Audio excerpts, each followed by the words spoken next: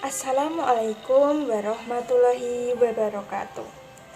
Baik teman-teman, di sini kami akan mempresentasikan hasil diskusi kami, yaitu jenis-jenis bahan ajar.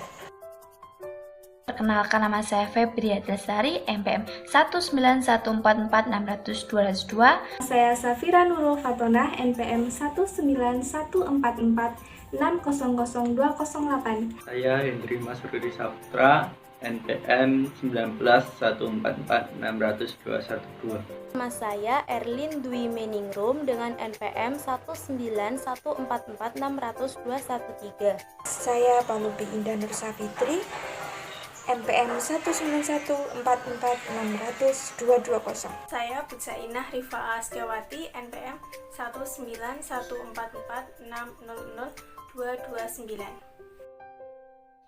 Saya akan menjelaskan tentang jenis-jenis bahan ajar cetak yang akan digunakan pembelajaran jarak jauh, yaitu 1. Modul. Modul merupakan bahan ajar cetak yang dirancang untuk dapat dipelajari secara mandiri oleh peserta pembelajaran. Karakteristik modul terdiri dari bermacam-macam bahan tertulis yang digunakan untuk belajar mandiri dengan karakteristik sebagai berikut: instructional, container, stand alone, berdiri sendiri, adaptive. 2. Handout. Handout adalah bahan tertulis yang disiapkan oleh seorang guru untuk memperkaya pengetahuan peserta didik dan diharapkan dapat mendukung bahan ajar lainnya atau penjelasan dari guru. Menurut Nurtain, bentuk handout ada 3 macam, yaitu bentuk catatan, bentuk diagram, bentuk catatan dan diagram. Yang ketiga, lembar kerja siswa atau lembar kegiatan siswa. Lembar kerja siswa atau LKS bisa diartikan lembaran-lembaran yang digunakan peserta didik sebagai pedoman dalam proses pembelajaran, serta berisi tugas yang dikerjakan oleh siswa, baik berupa soal maupun kegiatan yang akan dilakukan peserta didik. Komponen pada komponen modul, komponen handout, komponen LKS. Yang pertama, komponen modul yang terdiri dari lembar petunjuk guru, lembar kegiatan siswa, lembar kerja siswa, kunci jawaban untuk lembar kerja siswa, lembar tes. Yang kedua, kompetensi handout yang terdiri dari kompetensi inti, kompetensi dasar, ringkasan materi pembelajaran. Soal-soal adalah permasalahan yang harus diselesaikan siswa, sumber bacaan. Yang ketiga, komponen LKS atau lembar kerja siswa tersusun dengan komponen-komponen sebagai berikut. Yang pertama, kata pengantar, yang kedua daftar isi, yang ketiga pendahuluan yang berisi analisis, 4 bab 1, yang kelima lembar kerja berisi berbagai soal maupun penugasan, yang keenam bab 2, yang ketujuh lembar kerja, yang ke-8 daftar pustaka. Di sini saya akan menjelaskan tentang jenis-jenis bahan ajar non-cetak. Untuk yang pertama, bahan ajar display. Bahan ajar display adalah sarana yang dimanfaatkan untuk menampilkan gambar, kartun, poster, dan objek-objek 3 dimensi kecil atau materi belajar lainnya. Bahan ajar display adalah jenis bahan ajar yang berisi materi tulisan atau gambar yang ditampilkan di dalam kelas. Untuk yang kedua, yaitu bahan ajar audio. Audio adalah suatu yang berkaitan dengan indera pendengaran, di mana pesan yang disampaikan dituangkan dalam lambang-lambang auditif, baik verbal maupun non-verbal. Untuk yang ketiga, yaitu bahan ajar pandang dengar. Bahan ajar pandang dengar, alat-alat audiovisual adalah alat-alat audible, artinya dapat didengar, dan alat-alat visible yang artinya dapat dilihat. Untuk yang terakhir, yaitu yang keempat, bahan ajar multimedia interaktif. Bahan ajar multimedia interaktif atau immersive teaching material. Bahan ajar interaktif merupakan kombinasi dari beberapa media, baik audio, gerak grafik, gambar, animasi, dan video. Dalam proses pembelajaran dimanfaatkan atau diperlakukan untuk mengendalikan suatu perintah dalam proses pembelajaran seperti CD, film interaktif, tanya jawab, atau diskusi. Yang selanjutnya yaitu kelebihan dari bahan ajar non-cetak. Yang pertama, bahan ajar display. Kelebihan dari bahan ajar display ini adalah dapat diletakkan dengan mudah di dalam kelas atau di ruang sekolah. Yang kedua yaitu bahan ajar audio. Kelebihan dari bahan ajar audio ini memberi ilustrasi yang lebih hidup sehingga dapat membuat pembelajaran menjadi lebih jelas dan tidak membosankan atau tidak jenuh. Untuk yang ketiga, bahan ajar pandang. Untuk kelebihan bahan ajar pandang ini yaitu memperjelas penyajian pesan agar tidak terlalu bersifat verbalistis atau dalam bentuk kata-kata tertulis atau lisan berkala. Untuk yang terakhir yaitu multimedia interaktif, kelebihannya yaitu menyampaikan informasi penting di mana user dapat menavigasikan program tersebut.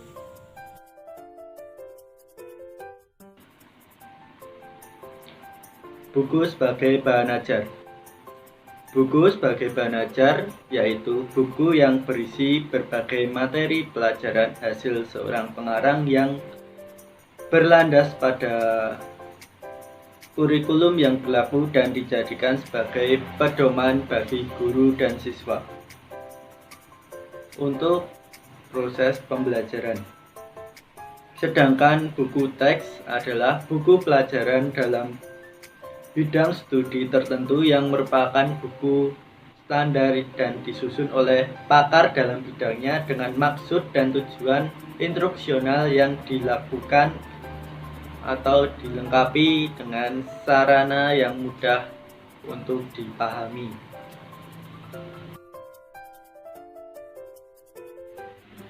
Nasution mengatakan, buku pelajaran mempunyai beberapa keuntungan. Pertama, buku pelajaran membantu guru melaksanakan kurikulum karena disusun berdasarkan kurikulum yang berlaku. Kedua, buku pelajaran juga merupakan pegangan dalam menentukan metode pembelajaran. 3. Buku pelajaran memberikan kesempatan bagi siswa untuk mengulangi pelajaran atau mempelajari pelajaran yang baru. 4. Buku pelajaran dapat digunakan untuk tahun-tahun berikutnya dan apabila direvisi dapat bertahan dalam waktu yang lama. 5. Buku pelajaran yang seragam memberikan kesamaan mengenai bahan dan standar pengajaran. 6. Buku pelajaran memberikan kontinuitas pelajaran di kelas yang beruntun sekaligus guru berganti. 6. Atau terakhir, buku pelajaran memberikan pengetahuan dan metode pengajaran yang lebih mantap bila guru menggunakan dari tahun ke tahun. Di sini saya akan menjelaskan materi mengenai pentingnya buku teks bagi pembelajaran. Yang pertama, pengertian buku teks. Menurut Permendikbud nomor 8 tahun 2016, pengertian buku teks adalah sumber pembelajaran utama untuk mencapai kompetensi dasar dan kompetensi inti dan dinyatakan layak oleh Kementerian Pendidikan dan Kebudayaan untuk digunakan pada satuan pendidikan. Yang kedua, fungsi buku teks. 1. sebagai bahan referensi yang digunakan oleh peserta didik. Yang kedua, sebagai bahan evaluasi dalam pembelajaran yang diajarkan guru. Yang ketiga, sebagai alat bantu para pendidik dalam melaksanakan kurikulum pendidikan yang ada. Yang keempat, sebagai penentu metode yang akan digunakan oleh pendidik. Dan yang kelima, sebagai sarana yang tepat untuk meningkatkan karir dan jabatan. Yang ketiga, tujuan buku teks. Pertama, untuk memudahkan para pendidik dalam menyampaikan materi pembelajaran yang ada. Yang kedua, untuk memberi kesempatan kepada peserta didik untuk mengulang pelajaran atau untuk mempelajari materi pelajaran yang baru.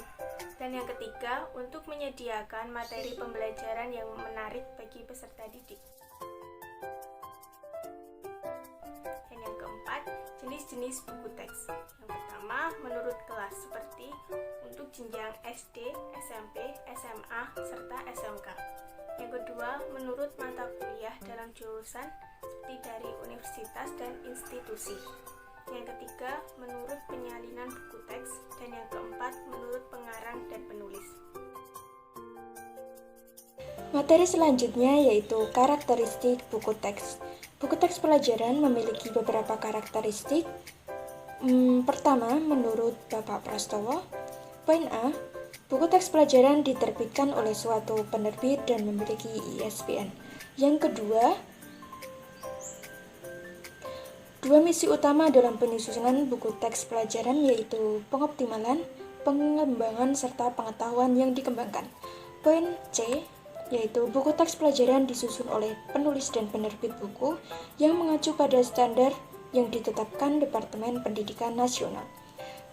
Poin D, yaitu memiliki tujuan keuntungan. Yang kedua, yaitu menurut Musrich, menyatakan bahwa buku teks pelajaran mempunyai karakteristik khusus yang membedakannya dengan buku ilmiah yang lain. Poin A, yaitu buku teks disusun berdasarkan pesan kurikulum. Poin B, memfokuskan ke tujuan tertentu. Poin C, menyajikan bidang pelajaran tertentu. Poin D, buku teks berorientasi pada kegiatan belajar siswa. Poin E, yaitu mengarahkan kegiatan mengajar guru di kelas. Poin F, pola sajian buku teks disesuaikan dengan perkembangan intelektual siswa. Kriteria buku teks yang baik yaitu yang pertama, berorientasi pada student center. Yang kedua, sesuai dan relevansi. Yang ketiga yaitu berpihak pada ideologi bangsa dan negara. Yang keempat yaitu lengkap dan sistematis. Poin yang kelima yaitu akurat. Yang keenam, komunikatif. Yang ketujuh yaitu kaidah bahasa benar. Yang ke-8 yaitu terbaca. Yang selanjutnya yaitu unsur buku teks. Menurut Prastowo, unsur-unsur buku teks terdiri atas 1. Judul buku. Bagian awal buku teks yang terdiri dari sampul menjadi suatu identitas yang dapat membedakan buku satu dengan buku yang lainnya. Kemudian yang kedua, ada kompetensi dasar atau materi pokok. Unsur-unsur buku teks yang pertama adalah adanya kompetensi dasar atau materi pokok. Buku harus menyediakan materi sesuai dengan kurikulum. Yang ketiga yaitu informasi pendukung. Selain mengacu pada kurikulum dan materi, juga perlu ditambahkan informasi pendukung. Informasi ini berguna untuk memperkuat materi yang dijabarkan. Yang keempat yaitu latihan. Unsur-unsur buku teks juga tidak lepas dari latihan. Sebagai buku pegangan pembelajaran, maka bagian latihan ini perlu ada, yang mana tujuannya untuk menilai seberapa paham peserta didik dengan materi yang telah disampaikan. Yang kelima yaitu penilaian. Jika ada latihan, tentu ada penilaian. Maka Saat mereka telah mengerjakan latihan, di dalam buku tersebut terdapat pula uraian penilaian yang harus dikuasai guru. Perlu dipahami sejak awal bahwa buku teks pembelajaran harus berfungsi sebagai penarik minat dan motivasi peserta didik dan pembacanya. Yang selanjutnya yaitu langkah-langkah pengembangan buku teks. Menurut Surahman atau Prastowo, langkah-langkah penyusunan buku teks pelajaran yang pertama yaitu menganalisis kurikulum. Memperhatikan kurikulum dengan cara menganalisisnya. Yang kedua yaitu menentukan judul. Menentukan judul buku yang akan ditulis sesuai dengan standar-standar kompetensi yang akan disediakan oleh buku teks. Yang ketiga yaitu merancang outline buku. Merancang outline buku agar isi buku tersebut lengkap, mencakup seluruh aspek yang diperlukan untuk mencapai suatu kompetensi. Yang keempat yaitu mengumpulkan referensi. Yang kelima yaitu menulis buku. Yang keenam yaitu mengedit atau mengevaluasi. Yang ketujuh ada memperbaiki tulisan. Kemudian yang kedelapan yaitu memberi elemen tambahan. Sekian presentasi dari kelompok kami. Bila ada kurang dan lebihnya kami mohon maaf. Billahi taufik wal hidayah. Wassalamualaikum warahmatullahi wabarakatuh.